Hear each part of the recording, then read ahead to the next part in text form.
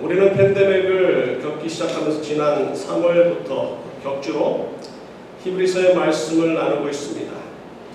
히브리서 기자가 1세기에 도시에 살면서 핍박을 받고 있었던 크리스천들에게 위로하기를 우리가 이 고통 가운데서 바랄 것은 오로지 예수 그리스도, 곧 그분은 천사들보다도 위대하시고 모세보다도 멜기세덱보다도 위대하신 분만 바라봅시다 라는 메시지가 지금 이전에 경험하지 못한 전염병으로 인하여 고통받고 있는 우리에게도 큰 위로가 되는 말씀입니다. 바로 우리가 의지할 것은 우리의 명예나 물질이나 사랑하는 아내나 남편이 아닌 오직 예수 그리스도뿐이라는 것입니다. 하여 오늘 본문을 토대로 역시 세 가지 예수 그리스도께서는 새로운 살 길이시다. 또 두 번째 상급을 얻게 하실 분이시다. 끝으로 세 번째 그분은 심판하실 분이시다라는 세 가지를 상고하기를 원합니다. 그분은 새로운 살 길이십니다. 20절에 말씀하셨듯이 예수 그리스도께서 우리를 위하여 십자가에서 단번에 희생 제물로 바치시어 보혈을 흘려주심으로 우리에게 새로운 길을 열어주셨습니다. 과거 대제사장이 1년에 지성소에 2번 들어갈 수 있었던 것이 이제 우리는 그분의 보혈에 힘입어서 마음껏 담대하게 하나님 존재에 나올 수 있도록 우리 앞에 놓여진 새로운 산길 또 살길이 되어 주셨습니다.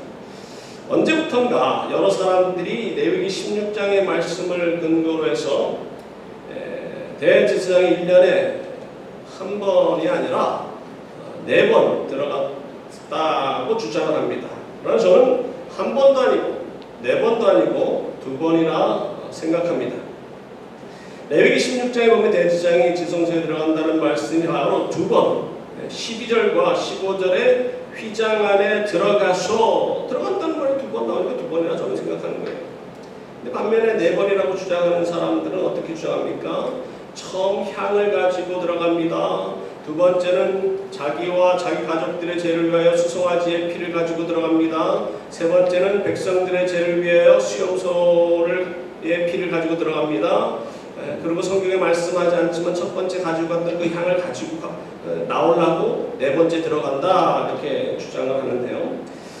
이런 주장이 10년 이전에 10년 전에는 그런 주장하는 것이 없었던 것 같은데 지난 몇 년 동안 그런 주장하는 사람들이 나오는 거 보면서 혹시 이분들이 그 레위기서 16장 에 있는 말씀 12절의 말씀을 개역개정을 보고 그렇게 생각하셔야 하는 거 아닌가.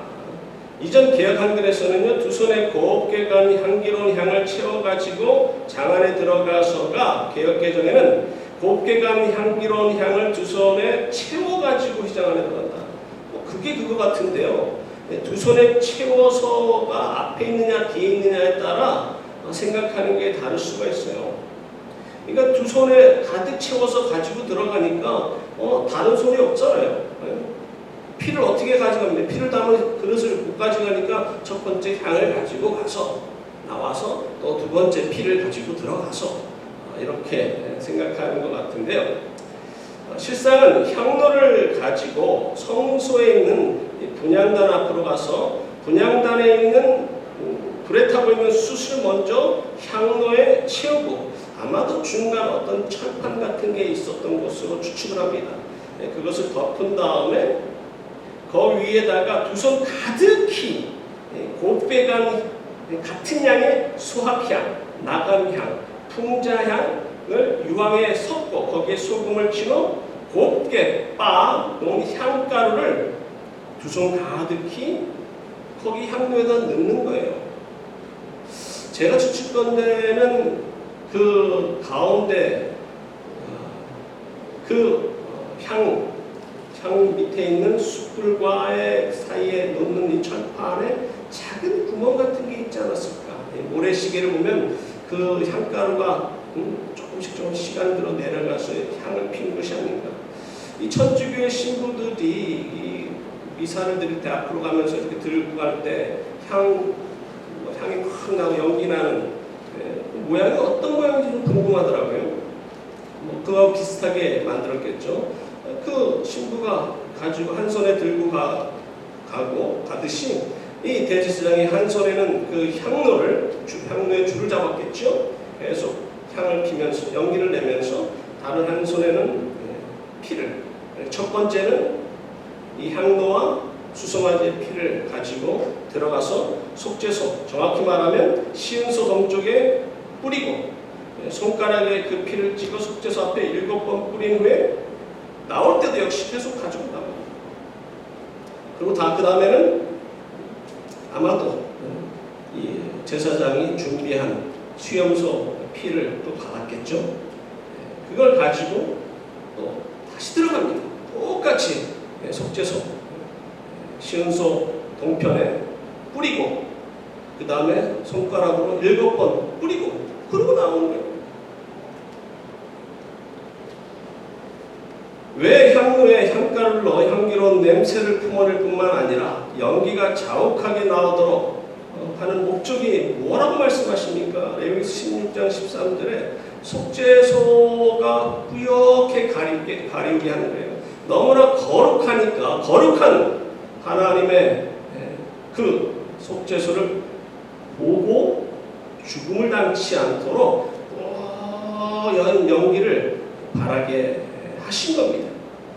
그리고 향로를 지성소에 어디에다 매달아 놓을 데도 없어요. 그것을 언약궤 위에 시은소에 감히 올려놓을 수도 없었을 것이고, 또 향단이나 또 일곱초 때는 성소에 있는 것이지 지성소에 있지가 않아요.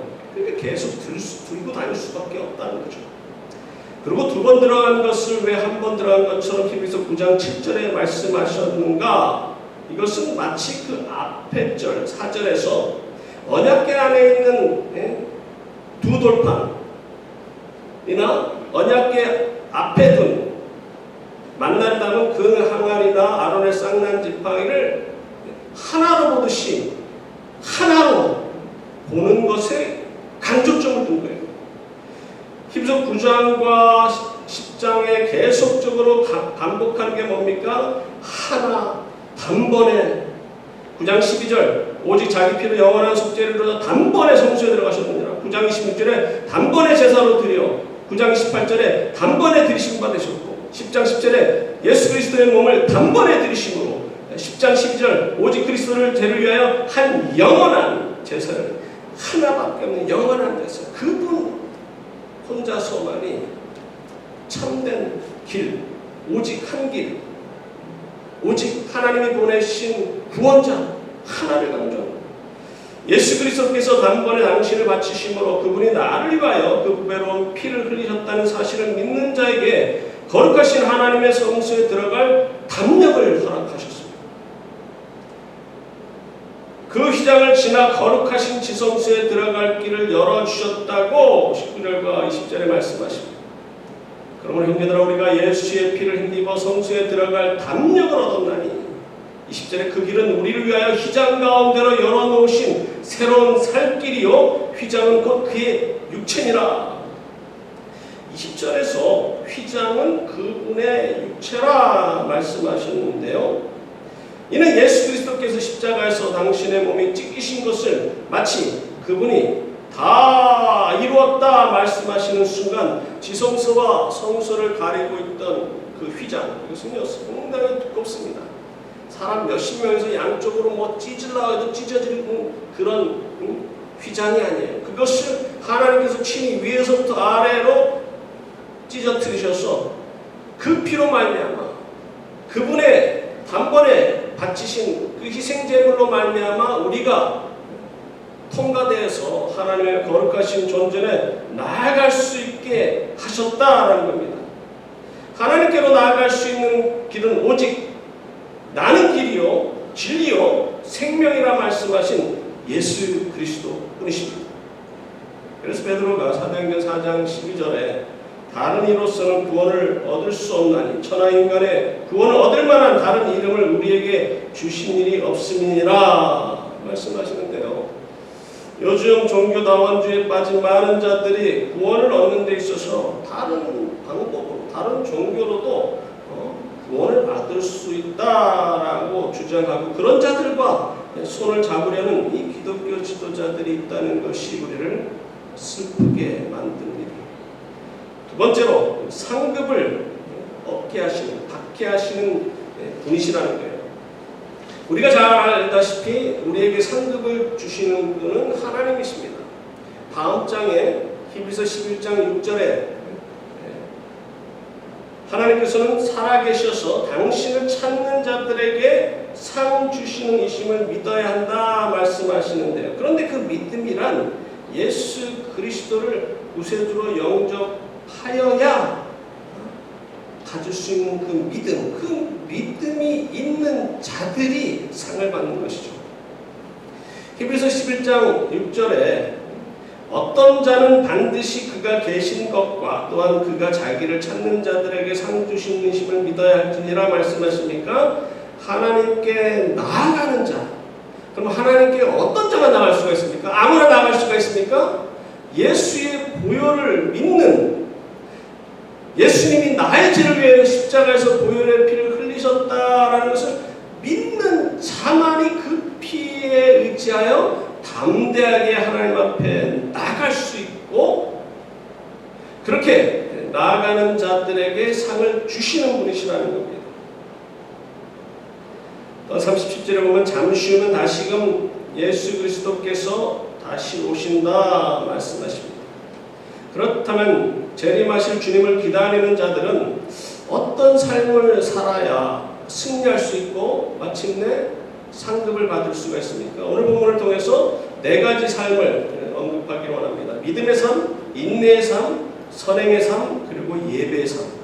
첫 번째, 믿음이 있어야 돼요. 23절에 말씀하시듯이 믿는 도리의 소망을 움직이지 말며 굳게 잡고 라는 말씀이 있는데, 이 말씀은 믿는 도리고 흔들림 없는 믿음을 소유하라는 것입니다. 그리스도인들은 장차 하늘나라에서 영원한 기업을 얻을 것이기 때문에 비록 지금 힘들고 어려운 시간을 보낸다 하더라도, 아니 이보다도 더 심한 고난을 받고 핍박을 받는다 하더라도 23절에서 말씀하시듯이 영원한 나라를 약속하신 하나님께서는 미쁘시다라는 사실을 믿기에 그 어떤 고난도 참을 수가 있고 마침내 하나님의 나라를 기업으로 얻게 되고 상급을 얻게 된다는 것이죠. 믿음의 소유자는 어떤 자들입니까? 35절에서 담대함을 버리지 말라라는 말씀하신 것처럼 믿음이 있는 자들은요, 담대한 자들입니다.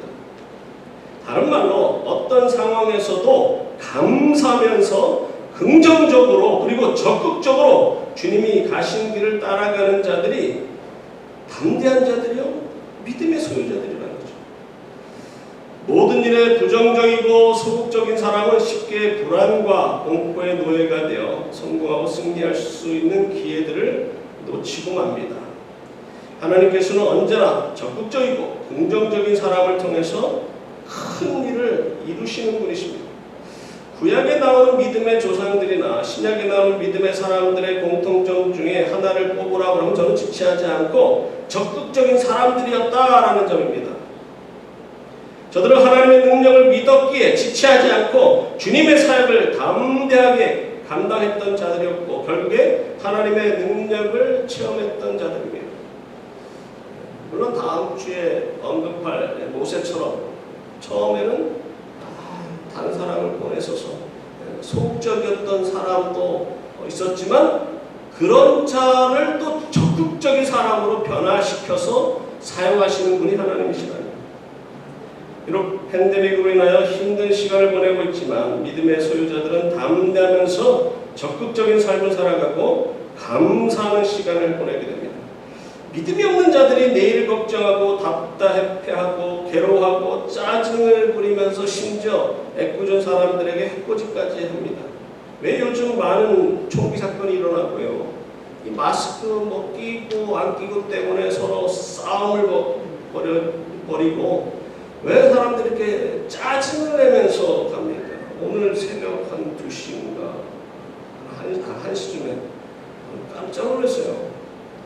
이 앞에 차가 지나가는데 그 차의 속도가 얼마나 시끄럽게 빠른지 그 속도는 재보지 않아도 이 하이웨이에서도 들을 수 없는 소리예요. 모르긴 해도 한 110마일, 120마일로 얼마나 경찰은 다 중신하들 그런 사람 안 잡고 사람들이 왜 이렇게 운전도 빨리 하고 제정신이 아니에요. 왜 사람들이 그렇게 요즘 이상합니까? 왜 자꾸만 총을 쏘고 엉뚱한 집 쐈는데 다른 집에서 자던 여자분이 자다 말고 총에 맞아 죽고 저들은 내일을 믿지 않고 하나님을 믿지 않기 때문에 오늘이 생의 모든 시간이라 생각하고 자기의 감정을 숨기지 못하고 억제하지 못하고 될 때라 되라는 식으로 살아가다 보니까 큰 실수를 하고 다른 사람들에게 피해까지 입힙니다. 그럼 믿음의 사람들은 달라요. 아무리 무슨 일이 일어나도 감사합니다. 짜증내지 않습니다. 참습니다. 사실 좀 답답한 거 답답하죠. 이전보다 하고 싶은 거 못하니까 답답하죠. 근데 사람마다 조금씩 다른가 봐요. 저도 운동을 좋아하지만 다른 목사들 뉴욕에서 자꾸만 골프 치자. 나는 다 귀찮은 거예요. 다 귀찮아.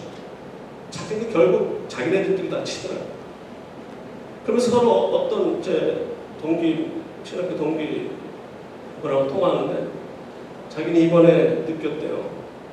나는 사람들을 만나지 않으면 돌아버릴 것 같은 느낌.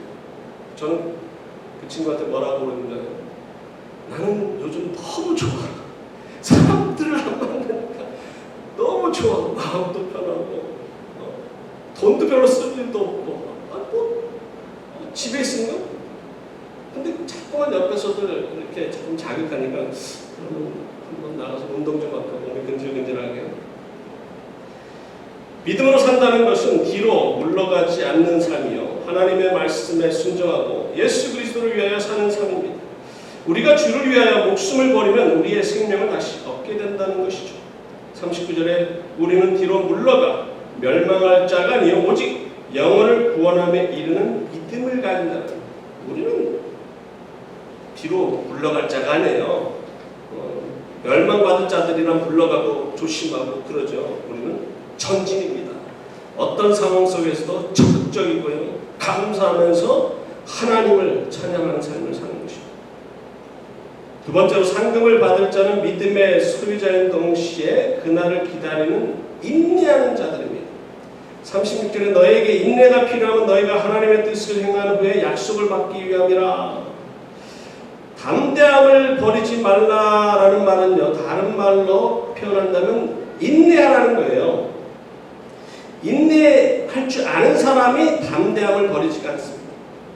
우리는 하나님의 약속을 믿고 적극적인 믿음을 가진 자로서 어떠한 공경 속에서도 하나님은 해답을 가지고 계신다라는 믿음이 우리로 하여금 담대함을 갖게 합니다. 그리고 믿음이 있어 담대한 사람은 아무리 환경이 힘들고 고통스러워도요 환경을 바라보고 두려워하지 않습니다. 오히려 그 환경을 변화시키고 위대한 승리로 이끄시는 하나님이 역사하시는 것을 바라보면서 기대합니다. 여러분도 기대가 되지 않습니까?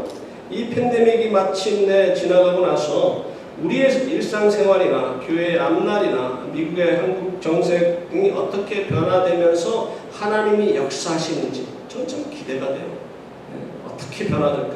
많은 변화가 있을 거라고 생각합니다. 특히 한국, 남북 간의 관계도 이 팬데믹을 통해서 놀랍게 이전에 바라던 기도 제목이 하나님께서 들어주시고 역사하실 거로 저는 기대하고 있습니다.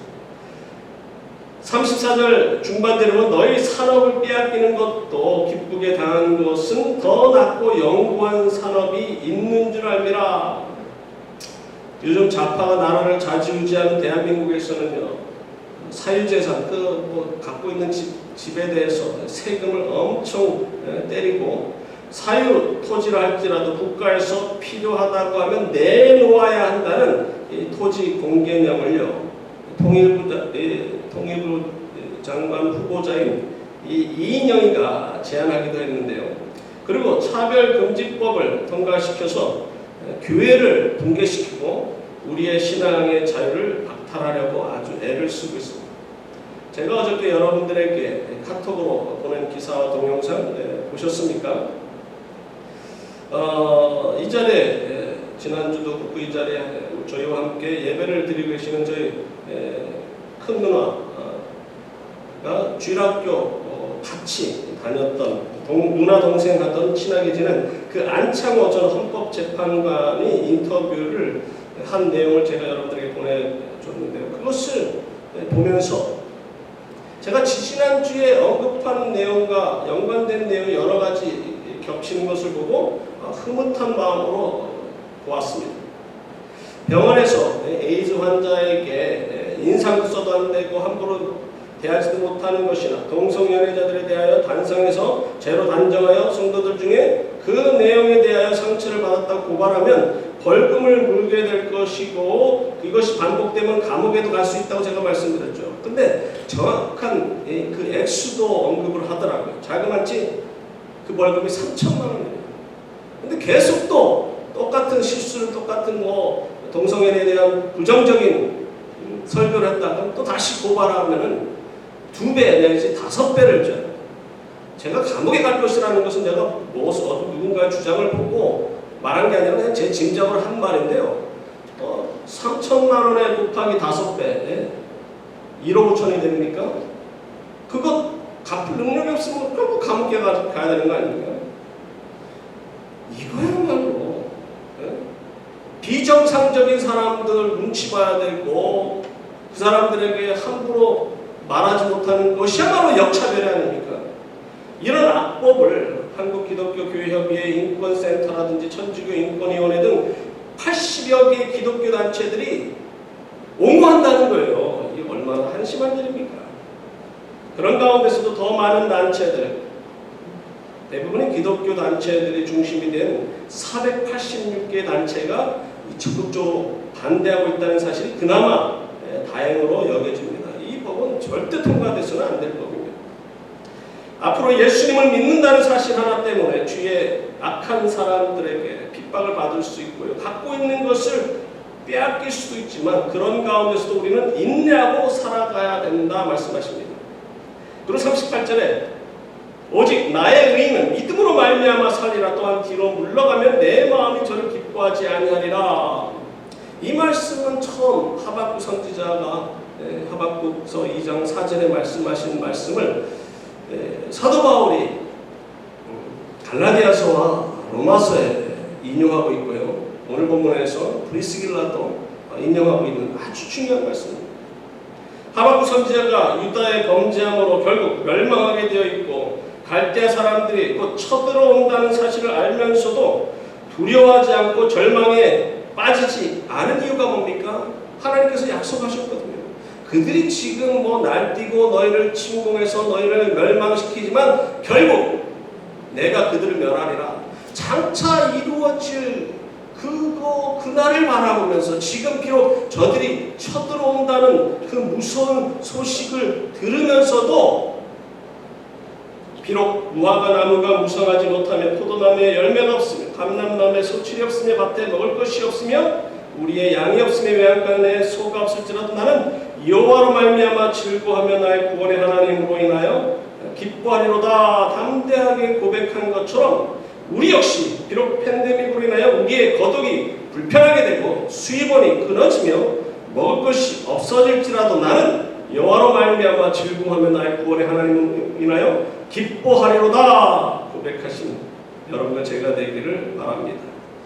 그리고 세 번째로 사랑과 선행을 베푸는 자들이 상급을 받게 됩니다. 24절에 서로 돌아보아 사랑과 선행을 격려하며 34절에 너희가 갇힌 자를 동정하고.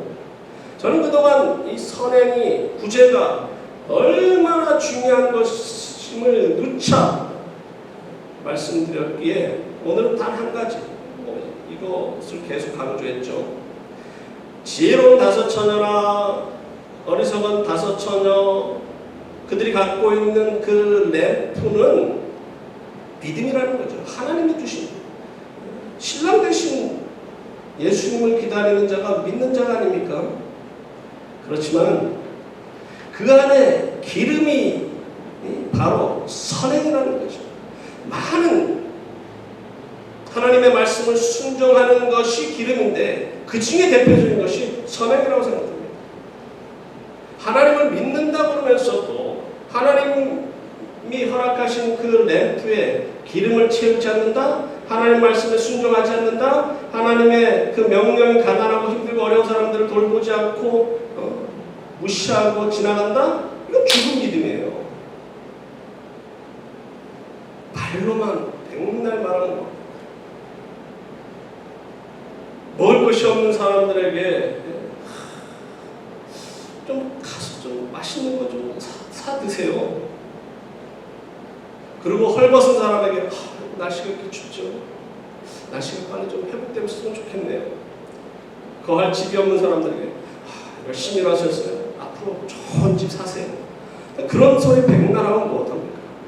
고통받는 사람들과 함께 울면서 나눠주고 입혀주고 도와주는 자들이 믿음의 소유자요.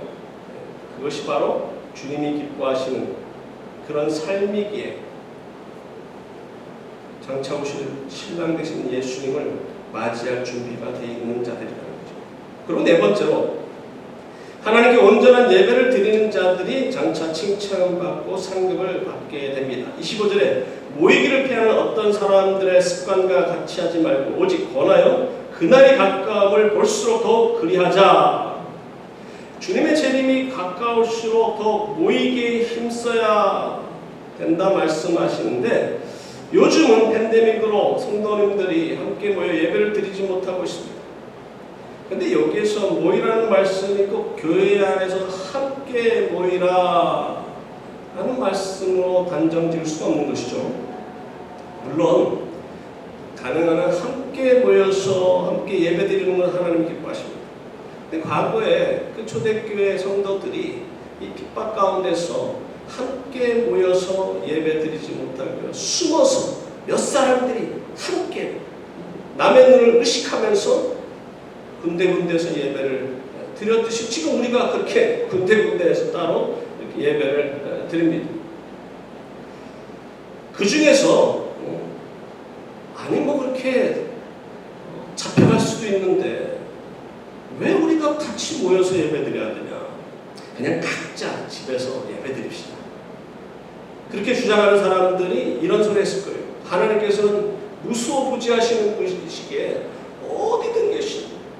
어디든 계시기 때문에 우리가 따로 예배를 드려도 우리의 예배를 받아주십니다. 그렇게 주장했을지도 모릅니다. 무교회주의자들이 이렇게 주장합니다. 뭐 같이 모여서 교회 안에서 예배 드려야 하는 그냥 교회가 필요 없다. 각자 집에서 성경 읽고 또 기도하고 예배 드리는 거 하나님 기뻐하신다 라고 주장하지만 이런 것은 어리석은 교훈이며 이런 교훈을 따라갈 때는 그리스도의 몸된 교회가 붕괴되고 만다는 것이죠. 바로 우리 주위에서 일어나는 많은 일들이 우리로 하여금 함께 모이는 것을 금하며 하나님의 말씀을 사실 그대로 믿지 않도록 가르치는 것들이 바로 사단의 술수인데 그 중에 하나가 차별금지법이라는 거예요. 하지만 사도 바울이 하나님이 기뻐하시는 영적 예배를 로마서 12장 1절에서 뭐라고 말씀하십니까?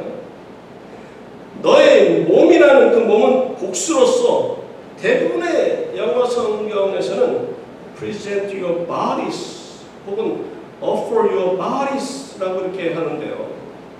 한국 번역에서는 너의 몸을 그나마 새 번역, 제가 좋아하는 새 번역이나 현대어 성경에서는 여러분의 몸을 그나마 좀 나아요.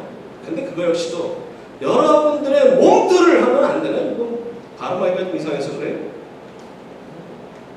함께 모이라는 겁니다. 우리의 몸들을 함께 모여서 함께 예배드리는 것을 받으실 만한 영적 예배라는 거예요. 요즘 참 너무나 감사한 게 뭐냐면요. 지난주 중에 어떤 권사님과 대화하면서 참 교회를 못 나오시는 분이시지만 얼마나 감사합니까? 과학이 발달해서 이 온라인을 통해서 우리가 같은 시간에 함께 컴퓨터를 통해서 전화기를 통해서 예배를 드릴 수 있다는 것이 얼마나 감사한지 몰라요. 페이스북에 녹음된 예배가 올려져 있기 때문에 볼일 다 본 후에 그 녹화된 예배를 보면 되겠지라고 생각하는 분도 있을 수 있겠지만 그것은 바람직하지 않습니다. 물론 급한 일, 예를 들어서 가족 중에 누가 아파서 데리고 응급실에 가야 될 수밖에 없다든지 옆집에 불이 났다고 해서 급하게 집을 잠깐 비워서 나중에 들어가서 올려진 영상을 보면서 예배를 드리는 경우에 할 수 없지만 늦잠을 자느라고 또 그 시간에 TV에서 재미난 스포츠를 보려고 뭐 나중에 예배 드리면 되겠지. 이것은 바람직하지 않다는 것이죠. 비록 다른 곳에 있다 하더라도 같은 시간에 함께 예배를 드리는 것이 귀한 것입니다. 초대교회 성도들은 핍박 가운데서 함께 모여 서로 위로하며 고통받는 자들의 사정을 듣고 도와주는데 힘썼기 때문에 하나님이 기뻐하시는 예배를 드렸던 것입니다. 지금도 우리가 서로 육체적으로 함께 모여 예배를 드리지 못한다 하더라도 같이 온라인으로 예배를 드리고 또 전화로 서로 안부를 물을 수 있고 서로를 위해서 기도할 수 있고 얼마나 참 편하고 하나가 될 수 있는 좋은 시간이 아닐 수가 없습니다. 이전에는 교회 중심의 예배였기에 좀 더 엄숙하고 좀 더 집중할 수 있고 좀 더 편하게 예배를 드릴 수 있는 장점이 있었던 것은 사실이지만 오랜 시간이 흐르면서 형식적인 예배를 드릴 수 있다는 그 위험에 빠질 수가 있습니다. 그 성도들 간의 관계가 좋지 않을 때는요, 교회에 나와 예배를 드리는 자체가 고통이 될 수도 있습니다만 지금 우리는 이전에 겪지 않은 새로운 형태의 예배를 통해 비록 우리가 엄숙한 예배를 드리지 못하고 또 불편하게 마스크도 끼고 성도들 간의 교제도 못하고 그러므로 신앙적인 어떤 도움도 제대로 받지 못하고 불편함이 있지만 하나님만 바라볼 수 있다. 이전에는 사람의 눈치를 좀 의식했지만 지금은 하나님의 시선, 우리의 시선은 하나님께만 집중할 수 있다는 그런 장점이 있고요. 또 성도들 간에 어떤 갈등도 일어나지 않으니 얼마나 좋습니까? 요즘 보니까 한국에 인터넷 고등학교가 있더라고요. 설린 인터넷 고등학교, 충남 인터넷 고등학교. 그걸 보면서 제가 무슨 생각을 하냐면요. 야, 이제 머지않으면 사랑 인터넷 교회, 성도 인터넷 교회, 이런 인터넷 교회가 생길 수 있겠구나. 저희처럼 교회 건물이 있는 교회들은 그럴 필요는 없겠지만 다른 미국 교회 새 들어서 예배드리는 분들은 인터넷 교회로 이렇게 바꾸는 것도 괜찮겠다.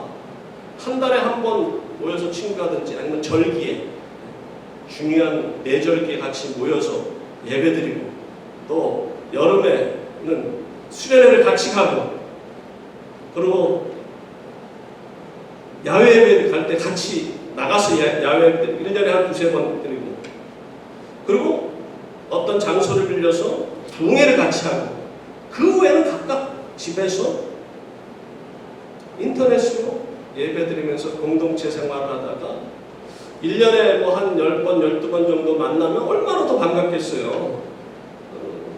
서로 가십거리고 서로 어쩌고저쩌고 말 많고 그럴 그 겨를도 없어요. 그러면 서로 싸울 겨를도 없어요. 1년에 몇 번 만난다고 만나자마자 티격태격거리겠어요. 이야, 그 인터넷 방송 참 메리트가 있겠다라는 생각이 드는데요.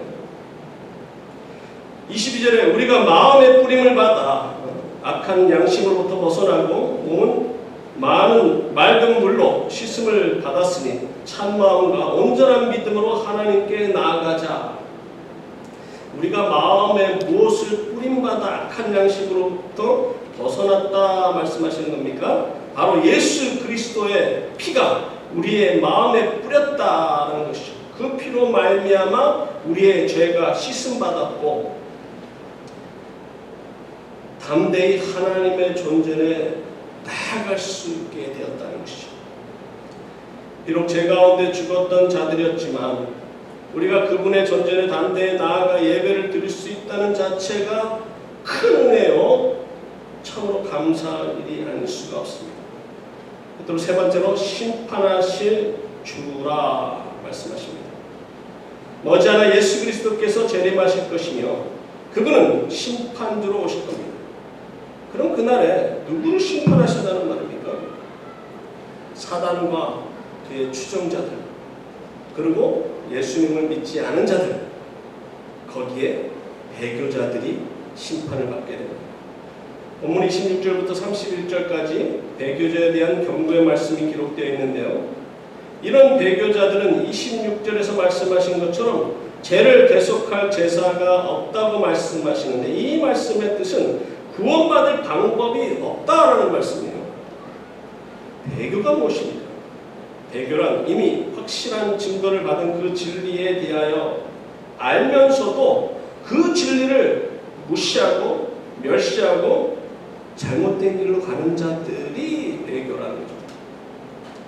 진리를 깨닫고서도 고의적으로 죄를 범하여 그것을 끝까지 회개하지 않는 자는 심판을 받게 됩니다. 신자들은 자신의 믿음을 지키기 위하여 큰 고난을 당하더라도 참고 견딤으로 주님의 재림을 맞이할 때 비로소 끝까지 인내할 때 비로소 승리하게 되는 것이죠.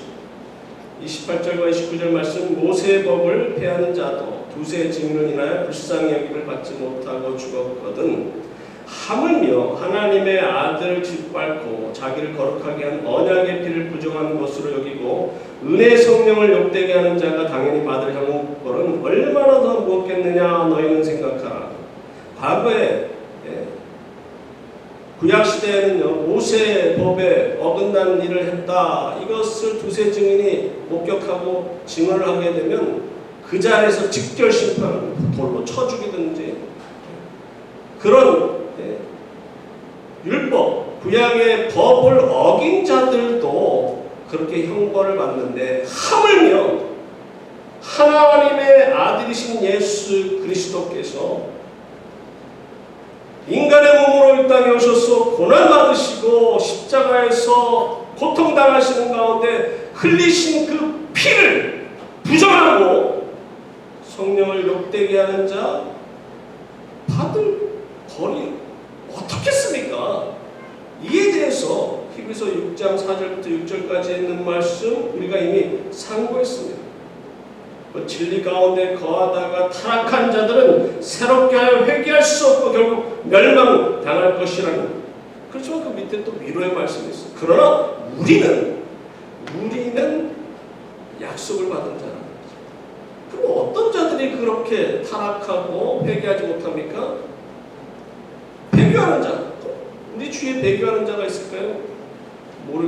모르겠습니다만 수만 명 중에 한두 명 찾을 수 있을까? 그렇게 많지는 않겠죠. 근데 모르죠. 누가 배교할지. 구원받을 수 있는 처음이자 마지막 수단인 예수 그리스도를 반대하고 저주하고 나서기 때문에 죄를 대속할 길이 없어지고 만다는 것입니다. 스스로 용서받기를 거절하였기에 제3의 은총에서 멀어진 자들이며 결국 그들은 심판을 받게 된다고 27절에서 말씀하고 있습니다. 오직 무서운 마음으로 심판을 기다리는 것과 대적하는 자를 태울 맹렬한 불만이 있으리라. 인생들을 사랑하셔서 독생자를 보내주시고 십자가의 고통을 받게 하신 하나님의 그 놀라우신 그 사랑을 인정하지 않고 그 보혈을 부정한 자들은 하나님의 은혜와 사랑을 받을 수 있는 자격이 없습니다. 32절부터 34절의 말씀을 보면은 바로 하나님의 은혜로 믿음을 소유하여 예수 그리스도를 믿고 빛 가운데 거하게 된 후 받은 많은 고난을 견딘 자들, 곧 주위의 사람들에게 멸시를 받고 핍박을 받으면서 가진 것들을 다 빼앗긴다 하더라도 배교하지 않고 인내했을 뿐만 아니라 자기보다도 어려운 상황에 있는 자들을 위로하면서 살아갈 수 있었던 것은 영원한 나라를 기업으로 받을 줄 믿기 때문이라. 결국 그런 자들이 영원한 하나님의 나라에서 상급을 받게 된다는 것이죠. 그런 자들은요, 어떤 상황 속에서도 흔들리지 않아요. 인내합니다. 참고 견디고 감사하면서 하나님 앞에 나아가면서 하나님을 찬양하는 삶을 살아간다는 것이죠. 결론의 말씀을 드리겠습니다. 퀴리 부인은 거의 400번의 지루한 실험을 거쳐 라듐을 발견했습니다. 에디슨은 전기의 원리를 발견한 다음에도 무려 11만 번의 실험을 한 끝에 완성했습니다. 에브라임 링컨도 선거에서 7번이나 실패했지만 좌절하지 않고 도전하여 16대 대통령이 되었습니다. 하문과 콜럼버스는 신세계를 발견을 위하여 18년 동안이나 궁전이나 귀족들을 찾아다니면서 재정 구원을 받으려 다녔고 마침내 미지의 세계를 발견했습니다. 성경에 나오는 믿음의 선진들은 어떻습니까? 아브라함이 하나님의 부르심을 받아 고향을 떠나 약속의 땅으로 담대히 나아갔고 약속의 아들을 100세에 가서 얻게 됩니다. 모세가 미디안 광에서 40년을 기다리고 인내하였고 마침내 80세의 몸으로 담대하게 그 당시 최대 강국이었던 애굽의 왕과 단판을 지으러 바로궁에 들어갔습니다. 바울은 다메섹 도상에서 부활하신 예수님을 만난 후 3년 동안 아라비아에 있는 시내산에서 하나님의 부르심을 기다렸습니다. 우리도 믿음의 조상들처럼 비록 지금은 어려운 상황에 있고 언제나 이 전염병이 그치게 될지 그리고 언제나 주님의 약속이 이루어질지 모르는 상황에 놓여 있지만 신실하신 그분의 약속을 믿는 여러분과 저는 인내할 수가 있어요. 감내할 수가 있어요. 왜냐하면 그분은 신실하신 분이시고 그분은 우리의 기도를 들어주시는 분이시고 그분은 마침내 우리의 구세주 예수 그리스도를 보내주셔서 우리를 영원한 하나님의 나라로 데려가실 분이시기 때문에 우리가 앞으로 되어질 일들 어떻게 하나님께서 이런 가운데서도 능력을 행하시는지를 바라보면서 그 하나님의 능하신 손에 붙잡힌 바 돼서 하나님의 나라와 그분의 영광을 위하여 사용될 수 있다면 이거야말로 얼마나 큰 영광입니까? 사용될 뿐만 아니라 장차 하나님의 나라에서 큰 상을 주실 것을 바라보면서 날마다 주님과 동행하시고 하나님이 가장 기뻐하시는 예배를 드리기 위하여 담대히 있는 곳에서 주님 앞에 나아가시는 온전한 예배를 드리시고 축복받으시고 마침내 승리하시는 여러분과 제가 되기를 간절히 소망합니다. 같이 기도하시겠습니다. 고마우신 하나님 아버지,